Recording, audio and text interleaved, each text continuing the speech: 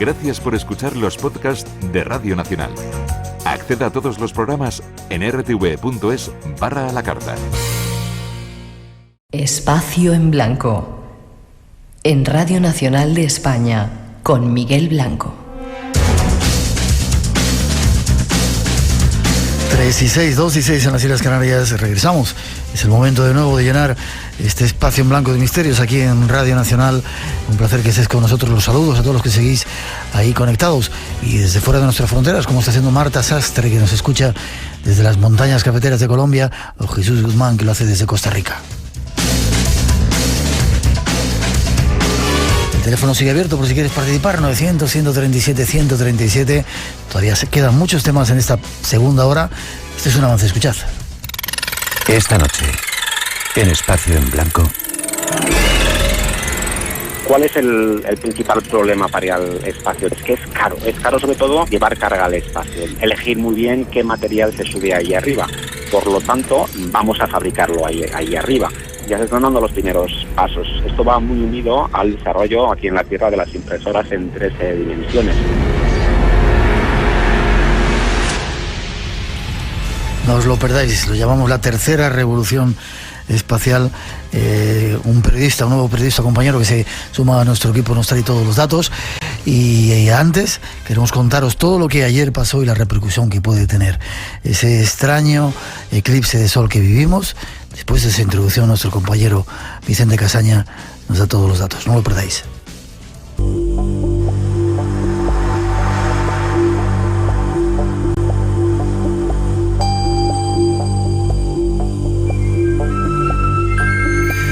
Ayer, como comentábamos en esa introducción, pudimos vivir un fenómeno inusual en los cielos, un eclipse total de sol con otra serie de connotaciones, y para hablar de ello nos ponemos en contacto con nuestro compañero Vicente Casaña, uno de los astrólogos más reputados de todo el mundo. Buenas noches, don Vicente.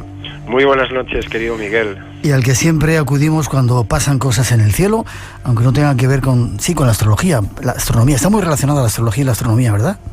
Bueno, sí, claro, son hermanas. Más bien la astronomía es hija de la astrología, porque la astrología nace por necesidad del ser humano de adaptarse, de sobrevivir, de observar los astros cómo nos influyen.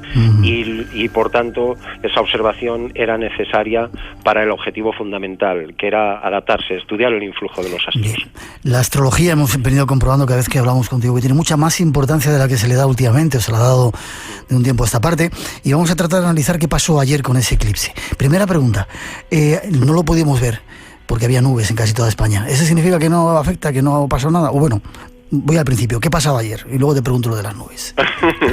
Bueno, me haces muchas preguntas, Miguel. Mira, lo que pasó es, el eclipse total de sol era muy especial. Se trataba de un día absolutamente excepcional, porque el eclipse además de ser total de sol, coincidía con el equinoccio de primavera para el hemisferio norte, de otoño para el hemisferio sur, es decir, el tiempo en que el sol entra en el signo de Aries y comienza de nuevo el recorrido zodiacal, comienza de nuevo el latido de la vida, el pulso de la vida, que es lo que representa el inicio del zodíaco. Y además a todo esto se sumaba que había una superluna. ¿Qué es una superluna? Pues es una luna nueva o una luna llena, la luna está muy muy cerca en los términos más aproximados que puede estar normalmente de la Tierra. ¿Y eso qué quiere decir? Pues se suman los 3 efectos: el eclipse total de sol, que es una luna nueva o una conjunción sol y luna, se suma ese efecto gravitacional, al efecto del equinoccio, que también es fuerte, y a la superluna, que también. Y esos 3 efectos sumados hace que el cambio en el geomagnetismo y en el electromagnetismo, no solamente en la Tierra, sino en las aguas, en los océanos, tan típicos, tan sabidos y tan conocidos de la atracción gravitacional, pues influyen también en unas mareas biológicas que se producen en el ser humano, y por lo tanto también hay más tensiones y se producen una serie de desajustes o desequilibrios en el funcionamiento normal.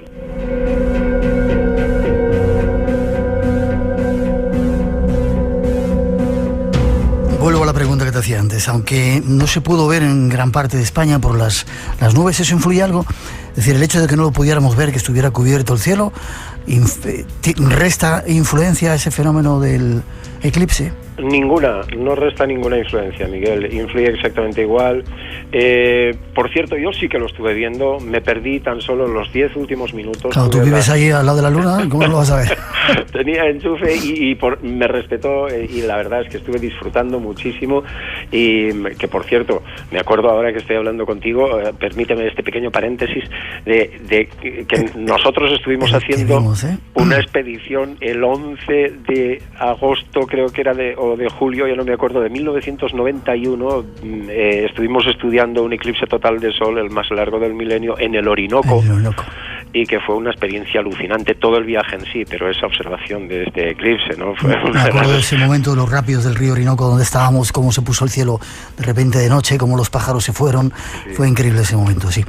O sea que, entonces lo que me preguntabas, Miguel, es que no tiene nada que ver, porque las nubes es muy poca cosa para lo que es el efecto gravitacional del Sol y la Luna y para lo que es el fenómeno electromagnético que generan. Se producen unos vientos que cambian y que giran de una manera absolutamente imprevisible, que se nos calan hasta los huesos. Hay mucha gente hoy que está diciendo que siente un frío muy especial, porque la temperatura baja también con el eclipse, da igual que haya nubes que no. Es cierto que los animales lo notan, pero las personas somos unos instrumentos de medir y de captar los fenómenos atmosféricos y los fenómenos cósmicos sumamente sensibles, mucho más allá de lo que entiende la razón, y por supuesto que notamos muchísimo los efectos de un eclipse. Por eso en estos días está la gente, estamos así tan extraños, ¿no? Hace más frío no sé si de lo común, aunque bueno, a veces antes de Semana Santa llegan a estos fríos, pero tú dices que tiene que ver todo con el eclipse que se vivió ayer. Sí, este eclipse, bueno, todo eclipse de sol, lo que pasa es que tenía esas connotaciones triplemente fuerte, podríamos decir, porque se unía a estas otras condiciones de la superluna, el equinoccio, pero un eclipse de sol tiene una serie de connotaciones físicas muy claras, como la bajada de temperatura, que suele ser de un par de grados, el que los vientos giran de una manera imprevisible y se cuelan, como te digo, hasta los huesos. Todo este tipo de cuestiones son muy típicos de los eclipses y provocan unas alteraciones en los estados de ánimo que es fácil, porque además es fácil que la gente no duerma, que la gente sienta una temperatura especial, que la gente se sienta de una manera diferente, y es más, la experiencia vital que genera un eclipse en torno a él, no solamente ese día, porque un eclipse funciona desde unos días antes de que se produce hasta bastantes semanas después, y los días en torno al eclipse de una manera especial, normalmente se viven situaciones muy especiales. La gente tiene que ser consciente de que un eclipse de sol lo que genera es una especie de puerta interdimensional que nos conecta con los astros y que nos conecta con otro nivel de nuestro propio yo. Y tenemos la oportunidad, además, de reflexionar qué tipo de situaciones, de experiencias, de circunstancias estamos viviendo en torno al eclipse, porque de eso dependen muchas cosas de nuestra vida. Así que ya sabéis, si estáis viviendo estos días situaciones raras, os sentís extraños, es culpa del eclipse.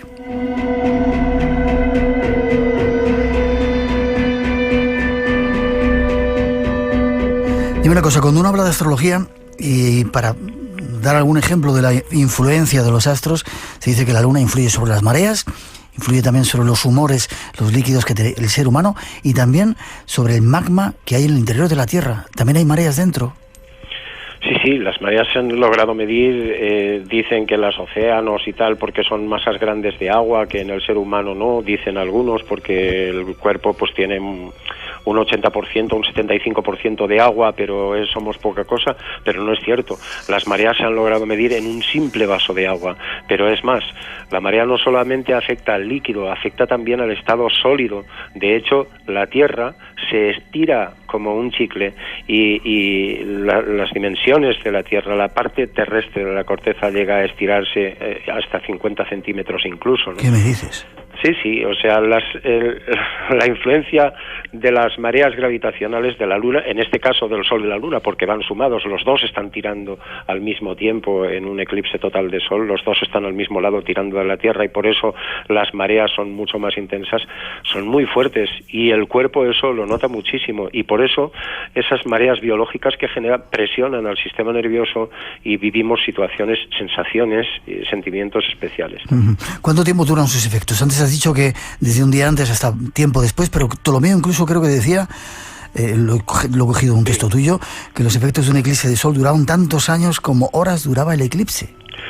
Sí, es cierto. Él decía, Ptolomeo hay que tener en cuenta que es el conocido como príncipe de los astrólogos. Ptolomeo nace en el siglo I, muere en el siglo II en Alejandría, un sitio maravilloso que recomiendo visitar, cuna de la astrología también, en Egipto. Y él, en una de sus obras magnas y que ha trascendido y que ha tenido mucho influjo para la posteridad durante muchos siglos, que sigue siendo obra de referencia, el Tetrabiblos, pues en el segundo de esos libros que componen el Tetrabiblos, él dice que los eclipses, los efectos de ellos tienen una duración que equivale a las horas que dura un eclipse. Este eclipse, por ejemplo, duró 2 horas. Por ejemplo, estaba aproximadamente desde las 9 hasta las 11 y pico, depende del lugar en el que se estuviese observando, porque es antes o después según el lugar, pero más o menos en España se veía de 9 a 11, pues según Ptolomeo, este eclipse tendría una duración de unos 2 años. 2 años. También he aprendido de ti que el eclipse afecta, la sombra del eclipse afecta por los países por donde va pasando. ¿Qué tiene que ver eso? ¿Qué es eso de la sombra del eclipse?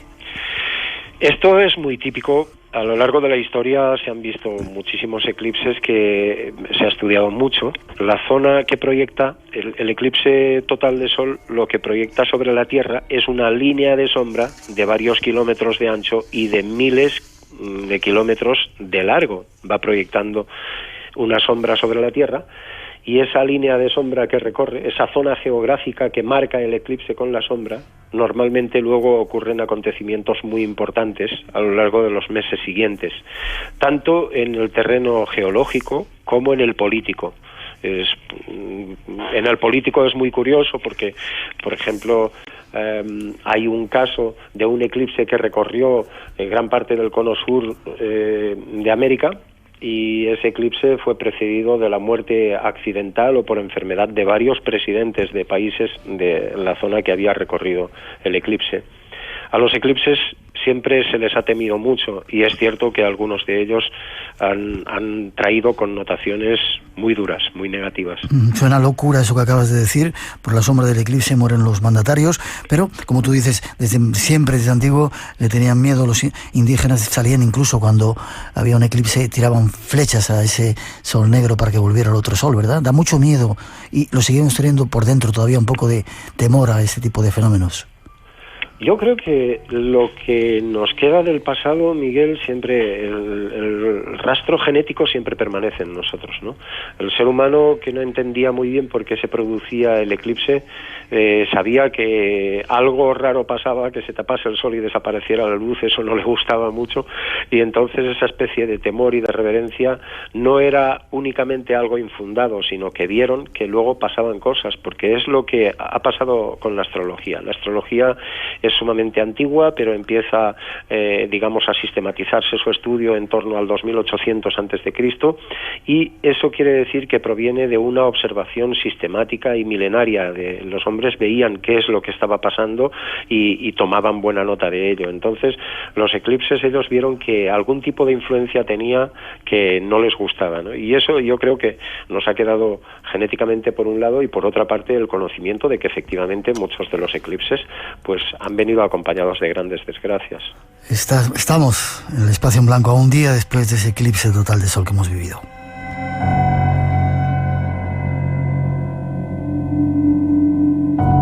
La leyenda continúa. Espacio en blanco, con Miguel Blanco, en Radio Nacional. Esta noche con Vicente Casaña hablando de ese fenómeno que vivimos ayer, que tiene más trascendencia de lo que pensamos. Tú eres un experto en astromundial, quizá el mayor experto en el mundo de astromundial, valga la redundancia. ¿Por dónde pasó esa sombra del eclipse? ¿Por dónde ha pasado? Y puede tener que ver con todo este follón en el que estamos metidos, que parece que se va incrementando, los terroristas, etcétera, etcétera. Bueno, aquí estamos hablando de dos aspectos diferentes. Gracias por el piropo, por cierto, que me saltabas, pero hay gente muy interesante también en el mundo que practica astromundial, pocos es cierto, pero hay dos aspectos diferentes, Miguel. Uno es el eclipse en sí. Este eclipse ha pasado más que nada cerca del Ártico, muy al norte de Europa, aunque se ha proyectado por toda Europa, o era visible desde toda Europa, la línea de sombra se proyectaba por el Ártico, ¿no? Y prácticamente ahí en las Islas Feroe, Svalbard y tal, y entonces tocaba poco territorio, poca tierra ha tocado, ¿no?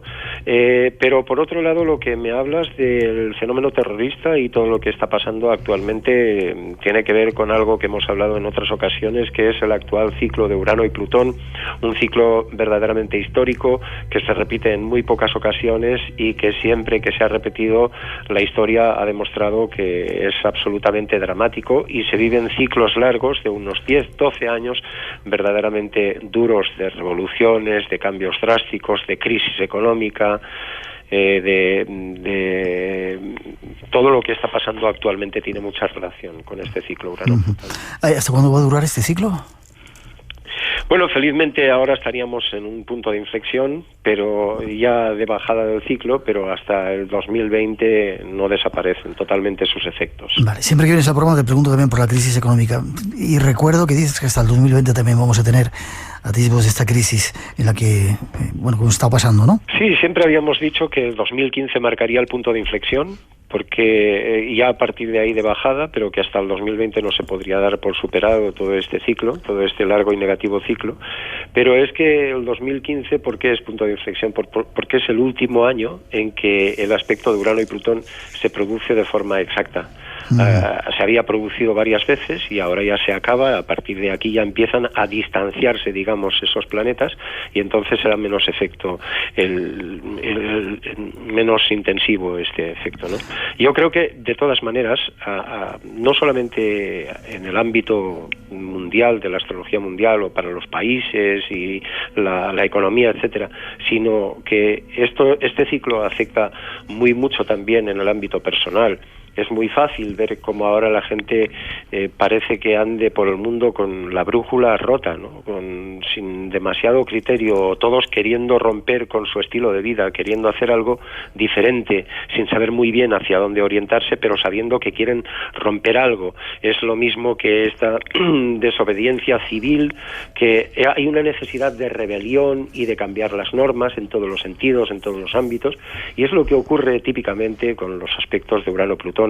La gente tiene que aprovechar esta oportunidad de este Urano-Plutón para cambiar de estilo de vida, para deshacerse de todo lo que ya no tiene sentido, porque es una etapa de regeneración, de cambio, y hay que aprovechar sin miedo para dar ese paso. Nos quedaremos con esa idea de que los planetas se están alejando, ojalá pillen velocidad y se alejen más para evitar esas influencias. Cosas que en tu web, Buenos Augurios, hablas de este eclipse y dices cosas que te conviene saber acerca de los eclipses. Para que haya un eclipse de sol tiene que haber una luna nueva, dices. Sí, exacto. Una luna nueva que es una luna negra también, o sea, la luna que no se ve, cuando el sol y la luna están juntos vistos desde la Tierra, y entonces eso pasa en realidad una vez al mes, ¿no? Lo que ocurre es que debido a que la luna tiene una inclinación respecto a la Tierra, su órbita gira un poco inclinada, pues no siempre están perfectamente alineados los tres, el sol, la luna y la Tierra. Y entonces en los eclipses sí que están alineados, y por eso tiene que haber una conjunción Sol-Luna, igual que en los eclipses de Luna tiene que haber una oposición del Sol y la Luna. Pero el Sol y la Luna están cada uno a un lado de la Tierra. Son totalmente predecibles gracias a esa mecánica celeste que se ha observado desde hace mucho tiempo. Tienen efecto notable sobre el electromagnetismo de la Tierra. ¿El próximo cuándo va a ser? ¿Cuándo vamos a poder verlo? Bueno, si hablamos de un eclipse, en España se verá otro en el 2017, pero un eclipse total solo se va a ver desde España el 12 de agosto del año 2026. 2026. O sea, falta un ratito. Esperemos que lleguemos a verle. Hombre.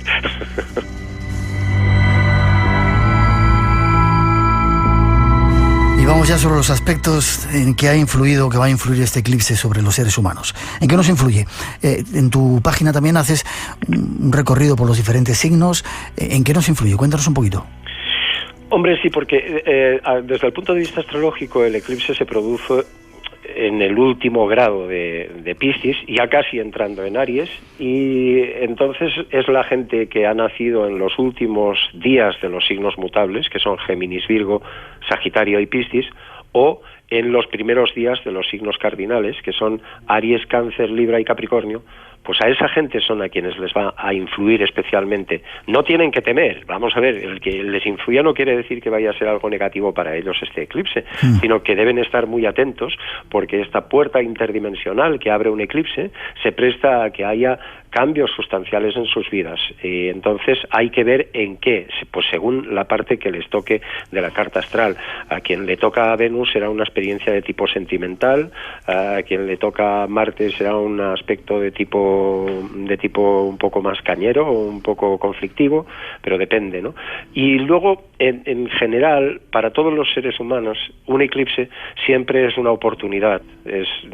Yo creo que más que como un temor, hay que enfocarlo como dos cosas, un eclipse de sol. Una, como un fenómeno maravilloso que es para la observación y para el disfrute, si es que tienes esa oportunidad de disfrutarlo de la vista, y la otra como una toma de conciencia, porque al final cada fenómeno cósmico importante o cada fenómeno astrológico importante lo que te abre es una puerta a otra dimensión. De cómo lo aproveches va a depender mucho los resultados. Si tú eres inconsciente respecto a eso y luego no reflexionas tampoco sobre lo que estás viviendo, pues entonces te actúa más como un destino, que esto es algo que ya decía Jung, ¿no? De lo que no eres consciente, pues se convierte en destino. Yeah. Mientras que si eres consciente de eso, pues tienes una gran oportunidad para cambiar ciertas cosas que no acaban de ir bien o para incorporar experiencias que pueden llevar tu vida a otro nivel. Casi terminando, aparte de este eclipse total de sol, como decías antes, llega o ha llegado en el momento del equinoccio, que también es otro momento especial, ¿no? Ese día o ese instante en el que es lo mismo de largo el día que la noche, ¿verdad? Exacto. Es lo que significa la palabra equinoccio, ¿no? El día y la noche pues duran 12 horas cada uno. Vivimos en un mundo que es un yin-yang permanente, el hombre, la mujer, el día, la noche, etcétera, y entonces es maravilloso porque el equinoccio representa ese punto de equilibrio y ese punto, además, en esta ocasión, cuando el sol entra en Aries, que empieza el recorrido zodiacal, empieza el recorrido de la vida de nuevo. Momento importante, pero ¿tú crees que somos conscientes de ello? No tenemos demasiado ruido a nuestro alrededor, teléfonos con diferentes sistemas de comunicación, etcétera, etcétera, de la tele, la radio, excepto algunos programas, fútbol y demás. ¿Tú crees que nos damos cuenta de que hemos vivido ese momento tan increíble y que lo podemos aprovechar eso como un punto de reflexión para iniciar ese nuevo momento de vida que llega? Bueno, yo creo que una cosa no está reñida con la otra, Miguel. Normalmente es cierto, estamos rodeados de demasiado ruido y preocupados por demasiadas cosas que no son las esenciales precisamente. Y es una lástima que estemos tan desconectados de la naturaleza, desconectados de los ciclos naturales, desconectados de lo que realmente somos. Yo creo que estamos pasando un periodo en que el ser humano vive prácticamente sin alma, ha perdido la religiosidad, la espiritualidad. No hablo de pertenecer a una religión, sino de algo superior, de sentirse unido al cosmos, de sentirnos todos unidos a algo que pertenecemos a algo más grande. Y yo creo que eso se consigue más al estar en contacto con la naturaleza y también con el silencio o la meditación, efectivamente. Ahora, si eso se aprovecha bien, pues no tiene por qué estar reñido con la tecnología. El problema es cuando nos dejamos absorber por el ruido y a todo lo esencial pues le damos la espalda.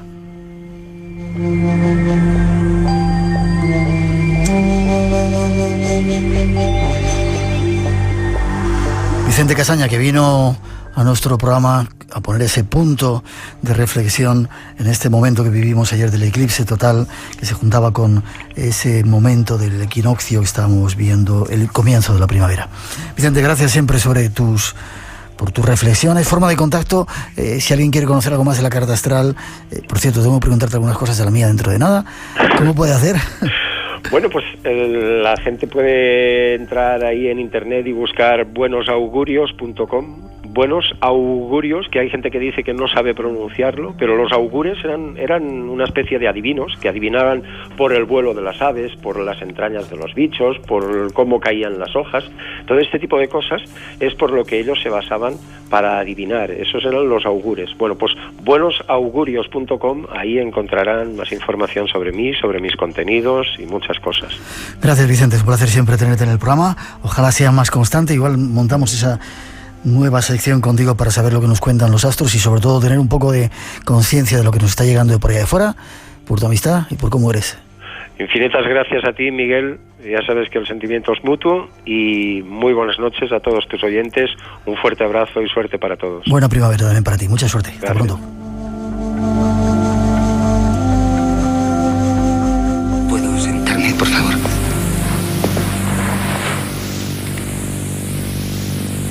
Tengo tantas preguntas que hacerle que no sé por dónde empezar. ¿Hay algo que pueda hacer por usted? Déjele marchar. No puedo. De verdad, no puedo. Lo siento. Se supone que debe reunirse con alguien, ¿no es cierto? Sí. Usted no lo entiende, se le acaba el tiempo, por favor. ¿Por qué aquí?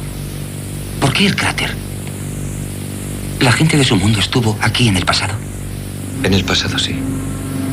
Nos interesa vuestra especie. Usted es, digamos, un antropólogo. ¿Por eso ha venido aquí? ¿Para investigarnos? Sois una rara especie. No como otras. Te sorprendería saber las muchas que existen, inteligentes pero salvajes.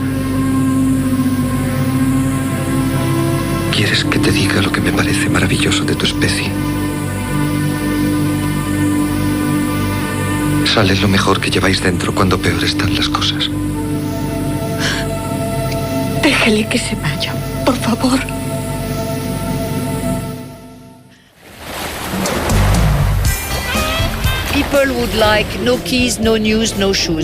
La gente no quiere ni llaves, ni noticias, ni zapatos. Descubres una forma totalmente nueva de pasar el tiempo, según la agenda del sol y la noche.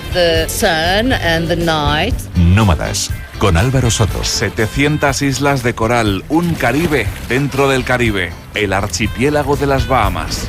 Los domingos a las 7 de la mañana en Radio Nacional. Hola, soy Kichan, el guía de Angkor Wat. Saludos de Angkor, Camboya, a los oyentes de Espacio en Blanco. No se trata de ver para creer, sino de creer para ver. El misterio te espera de 2 a 4 de la madrugada, del sábado al domingo. Espacio en Blanco. Con Miguel Blanco. Radio Nacional.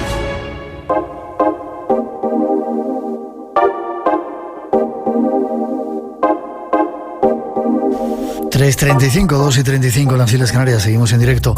Este es el Espacio en Blanco y estás en Radio Nacional.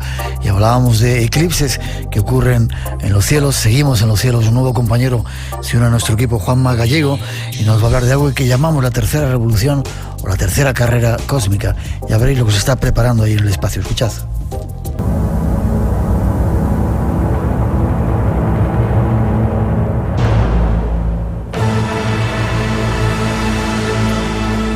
Vamos con un nuevo compañero que se acerca al Espacio en Blanco, periodista especializado en ciencia y tecnología, seguidor del Espacio en Blanco, me contaba desde que tenía 12 años, Juanma Gallego. ¿Escarecasco se dice? No, espera, a ver, ¿cómo se dice? Arracha León. Arracha León, buenas tardes. Entonces, buenas noches. Gabón, entonces. Gabón, que no sé cómo se dice. ¿Cómo estás? Muy bien, encantado de estar aquí por primera vez contigo y con todos los amigos que están al otro lado del receptor o del podcast. No será la última vez por lo que nos vas a contar hoy. ¿Llevas mucho tiempo dedicado al periodismo? Pues sí, hace bastante tiempo que me dedico a ello, aunque de forma independiente, no de una forma seguida, es decir, colaboro con diferentes medios, pero a nivel laboral estable, desde luego, de seguido no. Bueno, espero que estés con nosotros mucho tiempo contándonos esta serie de cosas que tienen que ver con la ciencia y con la sociedad. Y hoy nos has mandado algo de que ya ha comenzado la tercera carrera espacial. La primera fue esa que conocemos todos, Estados Unidos, Rusia. La segunda está en marcha. Cuéntanos cómo sería la segunda. Pues la segunda básicamente se refiere a la incorporación a una base de humanos en Marte, ¿no? La vuelta a la Luna que se está pretendiendo hacer ahora. Juanma. Sí, esas serían también pasos dentro de esa segunda, pero son más a futuro. Yo lo que me refiero con la segunda es que ya hay empresas que están enviando SpaceX, por ejemplo, o Blue Origin, la propia y conocida Boeing, la empresa aeronáutica, ya están enviando al espacio, están pivotando, algunos programas de la NASA están pivotando fundamentalmente en esas empresas. Qué curioso. Y la tercera que tú llamas es empresas privadas que lo que quieren es comercializar o sacar los recursos que tienen los más cercanos a nosotros, como son los asteroides, ¿no? Ya lo que faltaba, sacar oro, plata, ¿qué quieren sacar de ahí? Pues fíjate, recursos minerales y agua, ahora lo explicamos un poquito si quieres. Recursos minerales, principalmente el principal objetivo, el trozo más goloso que pueden presentar para los seres humanos los asteroides en estos momentos es el platino, un mineral que es un elemento que es estratégico en la industria y que es muy escaso en la Tierra. Hace poco leía a un analista que planteaba que si si se hiciera la reconversión al coche eléctrico completa, es decir, si todos los vehículos que en estos momentos están circulando en la Tierra pasaran a ser vehículos eléctricos, en la Tierra tendríamos más o menos platino para 15 años, no mucho más, porque es un mineral escaso. ¿Y es un mineral que se utiliza para los coches eléctricos? Sí, se utiliza generalmente en tecnología para muchas aplicaciones, pero una de sus mayores aplicaciones es la de los coches eléctricos. También en los coches tradicionales, los que ahora conducimos todos, se utiliza mucho platino para ejercer como catalizador en los motores. De hecho, fíjate que una de las fuentes mayores de platino las tenemos todos al lado en nuestras carreteras. En las cunetas se calcula que hay 1,5 partes por millón de platino, en el sentido que es un mineral o es un elemento que echan los coches también en la combustión.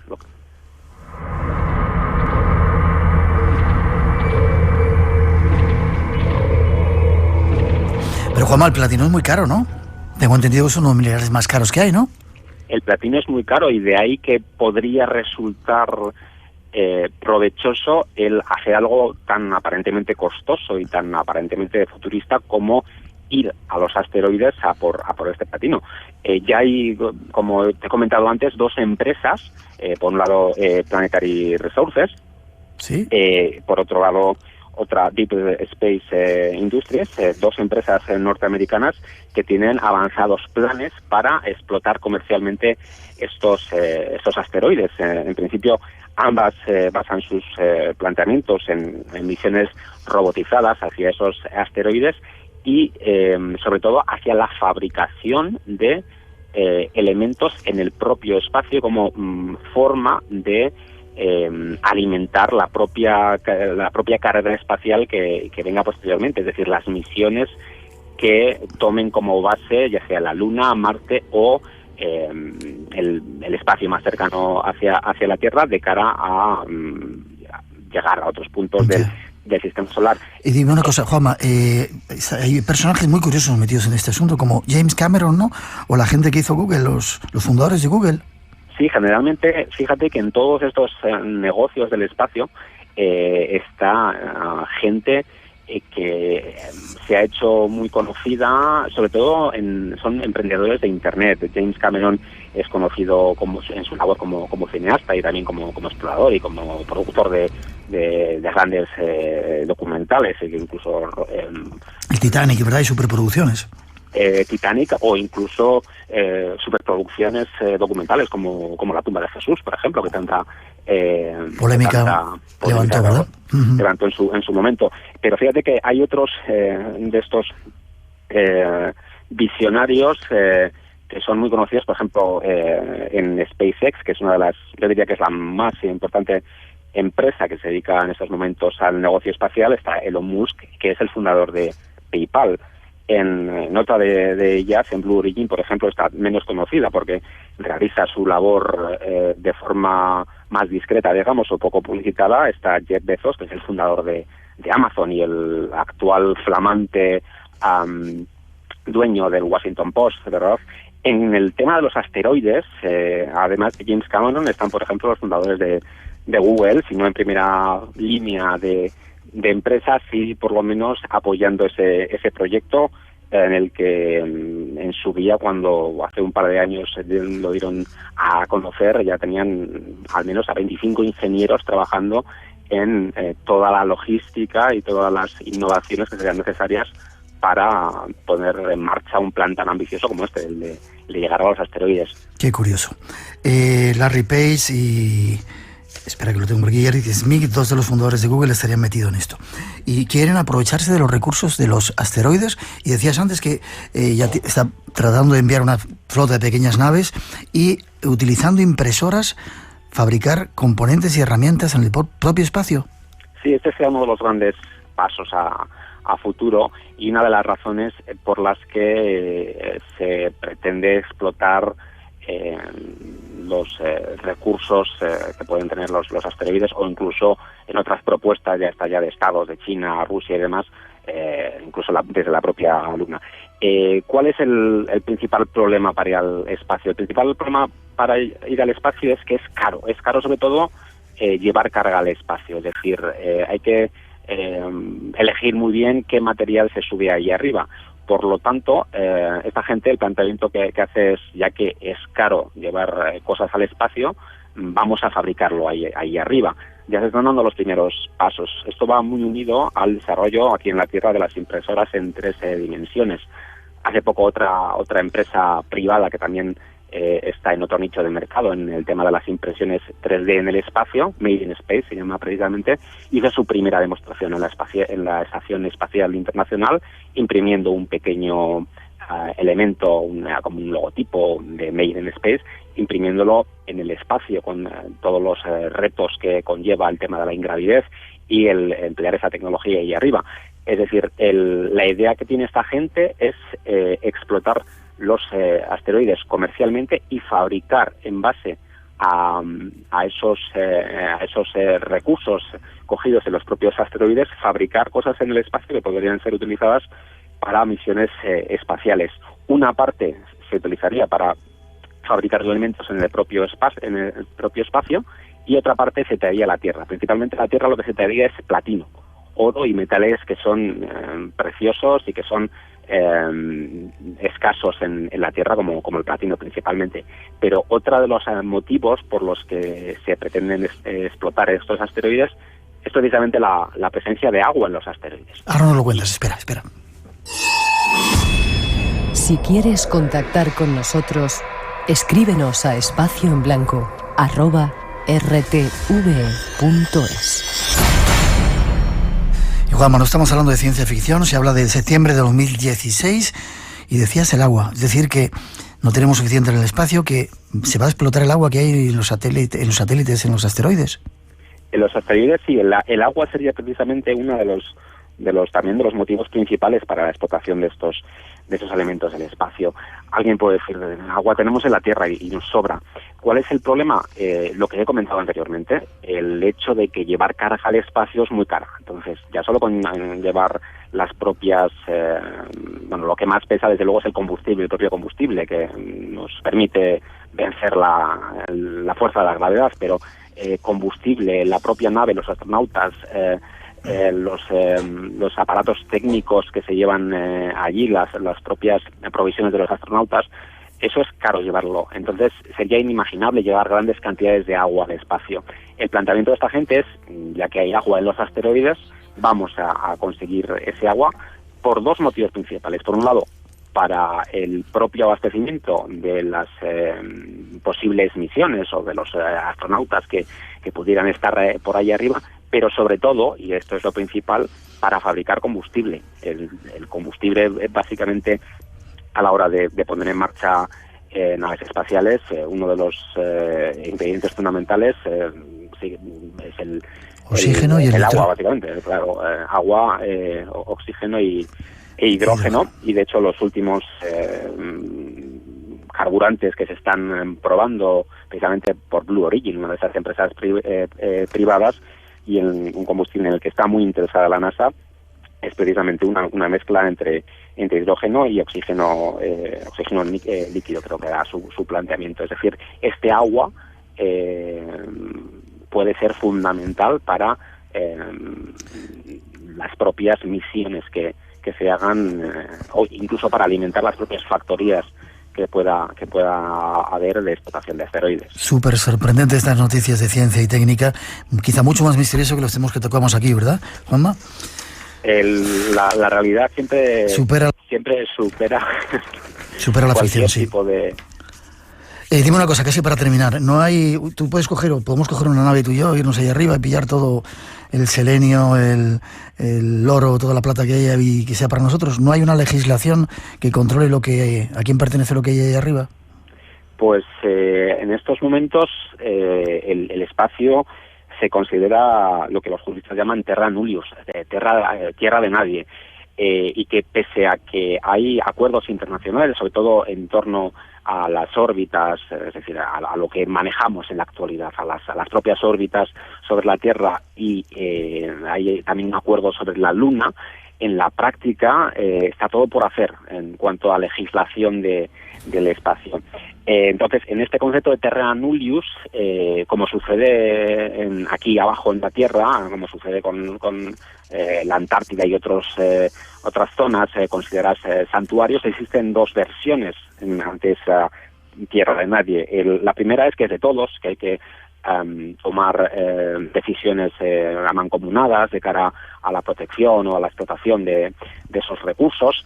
Esa es la más habitual y la que daría pie a asambleas de las Naciones Unidas. Pero luego la segunda versión es el característico tonto, el último. Es decir, esto es de todos, y lo que han hecho precisamente estas dos empresas que quieren dedicarse a la minería de asteroides es si nadie lo explota, ya lo voy a explotar yo. Ahí sé que en cuanto al desarrollo del derecho espacial, como digo, está todo por hacer, y surgirán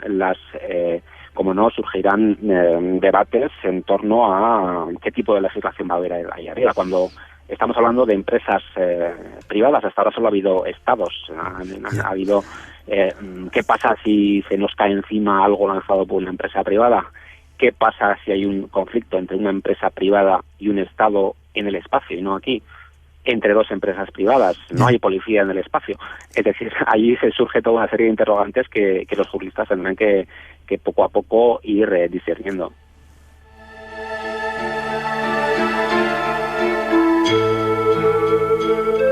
Juanma de Entrena, nos vemos como en las películas, con esas cárceles ahí en planetas perdidos sacando minerales. Ha sido un placer. ¿Forma de contacto para saber más de ti? ¿Tienes algún blog? ¿Algo para seguir teniendo más noticias de estas que nos has enviado esta noche?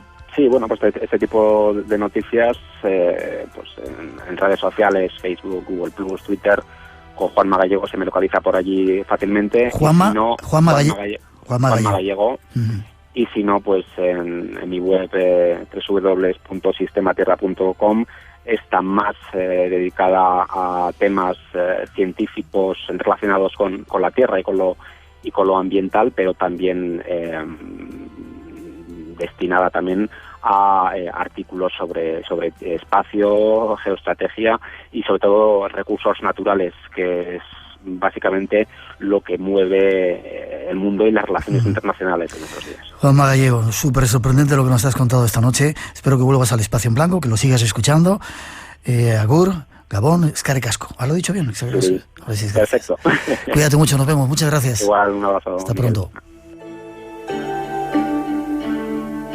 Espacio en Blanco. Tu cita con el misterio en Radio Nacional. Es gozadera, ¡Qué ricos! Sí. Repartimos. 2 para ti y 4 para mí. Pero... 2 más para ti y 1, 2, 3 y 5 para mí. Pero Pilar... La noche en vela, con Pilar Tavares. Y estas 2 también para ti y estas 4 para mí. Pero Pilar... ¿Qué, Jorge? Que eres una egoísta. ¡Hombre, por fin! Egoísta, muy egoísta. Bueno, pues este es el tema de la tertulia de esta semana. La noche en vela, los domingos a medianoche. Porque hay mucha tela. En La noche en vela. Te enfade, que yo quiero radio contigo. En Radio Nacional. Te estamos buscando. Si te gusta el misterio, síguenos en Twitter, eBlanco Radio. Espacio en Blanco, en Radio Nacional de España, con Miguel Blanco. Te esperamos.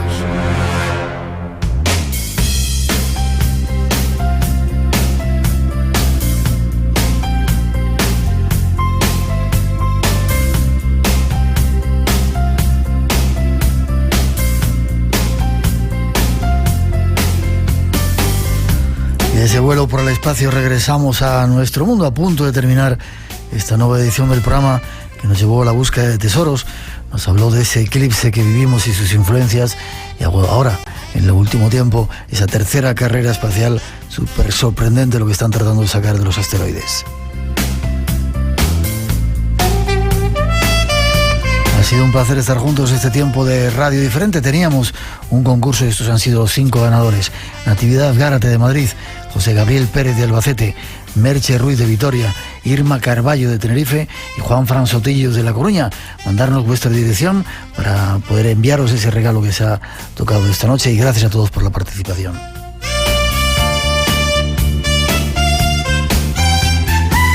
Feliz semana, feliz primavera, feliz tiempo de renovación para todos. Volveremos a Radio Nacional en 7 días si os necesitamos. Hay un espacio en blanco que llenar, y con la recomendación de que sigáis en esta sintonía os dejamos con una poquita de nuestra mejor música y nuestros mejores deseos. Ha sido un placer estar juntos. Nos vemos en 7 días aquí en el espacio en blanco. Cuidaros.